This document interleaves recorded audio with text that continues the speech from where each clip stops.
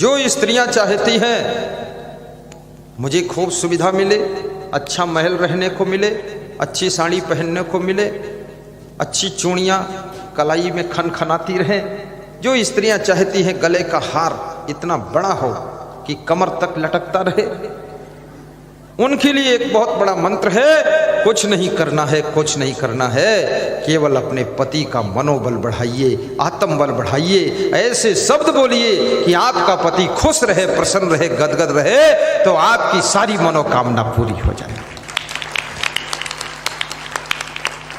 लेकिन ऐसी बहुत कम स्त्रियां हैं, ज्यादातर स्त्रियां तो उल्टा इंजेक्शन मारती हैं, पति लोग बेहोश हो जाते हैं, शाम तक होश आता तो दोबारा इंजेक्शन रात में मार देती।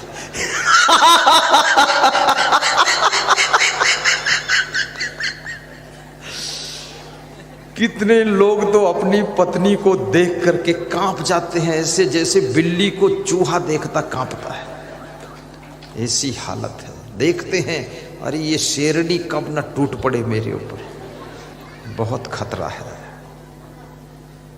कितनी स्त्रियां तो अपने पतियों को इतना डांटती है, बेडरूम में पूरी लंबाई बढ़ा देती है, तो क्या समझ रखा, मूर्ख है, पागल है, बुद्धू है। पति हाथ जोड़कर कहता श्रीमती जो कहो वही हूं। पर इस तरह अपने पति को कभी मत बोलिए।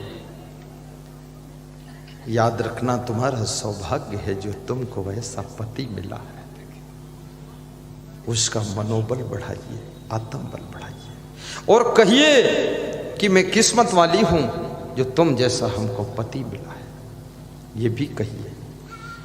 और जो पुरुष चाहता है कि मुझे अच्छा भोजन खाने को मिले, घर क्लीन मिले, सामान सेटिंग से मिले और घर की साज सज्जा सही रहे, अतिथि का सत्कार खूब अच्छा हो, तो बस एक ही काम करना, सवेरे उठ करके गुरु मंत्र जपो न जपो, देव मंत्र जपो न जपो, अपनी पत्नी को बोल देना, देवी तुम अगर ना होती तो ये घर नहीं संभलता, धन्य हो तुम इसको संभाले हो। बस फिर आपकी पत्नी का मनोबल जग जाएगा और वो जुट जाएगी, फिर ऐसा दौड़ दौड़ के काम करेगी जैसे मारुति कार भागती है, ऐसे भागेगी।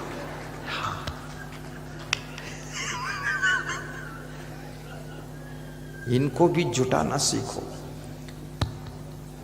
अपने बूढ़े सास ससुर से भी काम लेना सीखो।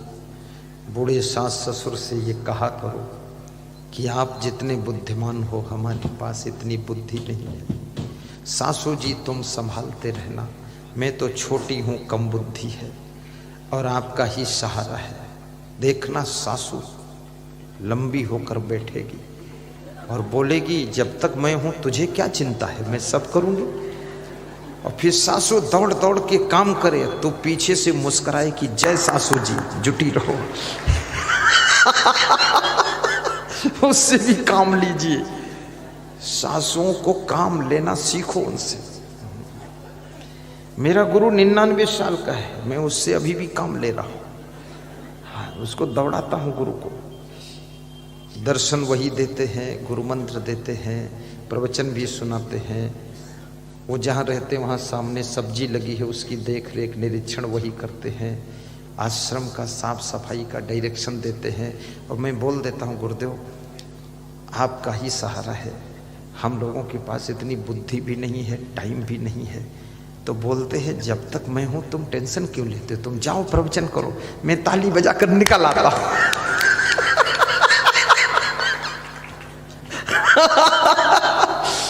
सच बताता, हमारे आश्रम के जो छोटे गुरुजी है ना, उनको अभी वे 95 साल के छोटे गुरुजी, तो मैं उनको बोला, थोड़ा कमजोर थे, मैंने बोला साहिब आप कमजोर हो रहे हो, अब हमारी देख रेख कौन करेगा।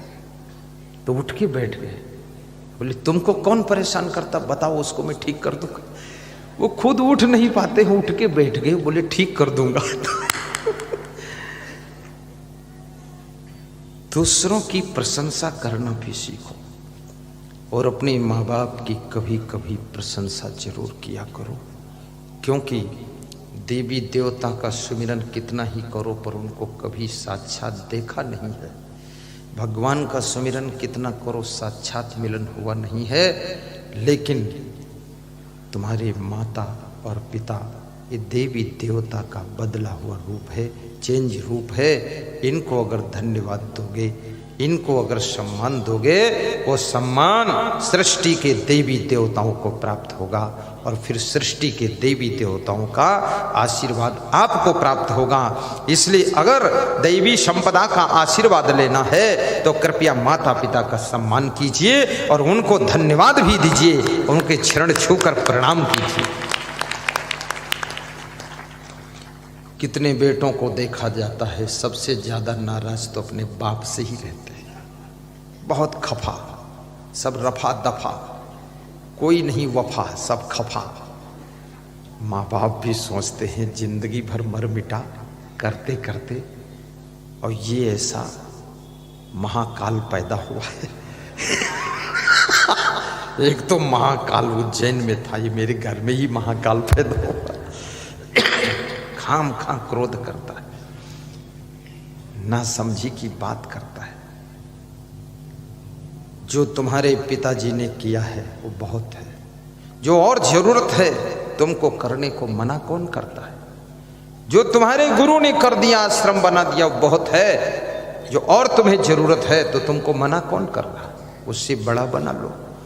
गुरु पे नाराज क्यों होते हो, पिताजी पर नाराज क्यों होते हो, माँ से टेंशन क्यों करती हो, सास ससुर से खफा मत होइए, बल्कि सास ससुर से कहिए तुम ही मेरे वफा करने वाले हो और सारी गलतियों को रफा दफा करने वाले हो। सास ससुर के रूप में तुम हमें देवी देवता मिले हो। तुम्हें हो माता च पिता तुम्हें हो, तुम्हें हो बंधुश्च सखा तुम्हें हो, तुम्हें हो सर्वम मम देव देव, तुम्हें हो विद्या द्रविड़म तुम्हें हो, तुम्हें हो सर्वम मम देव देव। सास ससुर का सम्मान करने वाली नारी भले पूजा करने मंदिर में न जाए, फिर भी उसकी मनोकामनाएं पूरी होती चली जाती है। मंदिर में फूल ले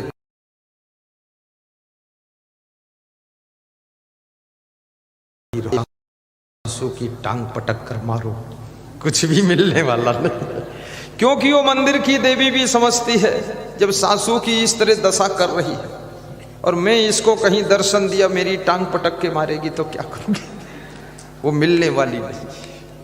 इसलिए घर को मंदिर जैसा बनाइए। मंदिर को तो मंदिर रहने दो, मंदिर को घर मत बनाओ। कितने पुजारियों ने, कितने चुट्टों ने, कितने झुट्ठों ने मंदिर को अपना घर बना दिया और कितने बेईमानों ने आश्रमों को अपना घर भूरा बना दिया।